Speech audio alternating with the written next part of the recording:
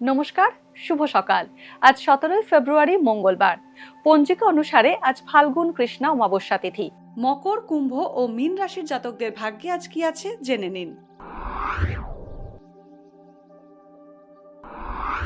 মকর রাশি, আজ কর্মপ্রার্থীরা নতুন চাকরি পেতে পারেন। জীবনসঙ্গীর সঙ্গে মতবিরোধ হতে পারে। অনিয়মিত খাওয়া দাওয়ায় শারীরিক সমস্যা বাড়তে পারে। কথাবার্তায় অসাবধানতায় জ্ঞাতি শত্রুতা বাড়বে। কর্মক্ষেত্রে হিসেব সংক্রান্ত গোলমাল হতে পারে, যার কারণে আপনি সমস্যায় পড়বেন। কুম্ভ রাশি, সঠিক পরিকল্পনার অভাবে আজ খরচ বাড়বে কুম্ভ রাশির জাতকদের। নতুন বাড়ি কেনার সুযোগ পাবেন। কোনো শুভাকাঙ্ক্ষী ব্যক্তির দ্বারা সাংসারিক গোলযোগ মিটবে। পেশাগতভাবে অভিনয়ের সঙ্গে যুক্ত ব্যক্তিদের প্রতিভার বিকাশ হবে এবং উপযুক্ত স্বীকৃতি পাবেন। মীন রাশি, হঠকারী সিদ্ধান্তে ভালো সুযোগ হাতছাড়া হতে পারে। ভালো কোম্পানিতে নতুন চাকরি পেতে পারেন। সকলকে সরল মনে বিশ্বাস করলে ঠকতে হতে পারে।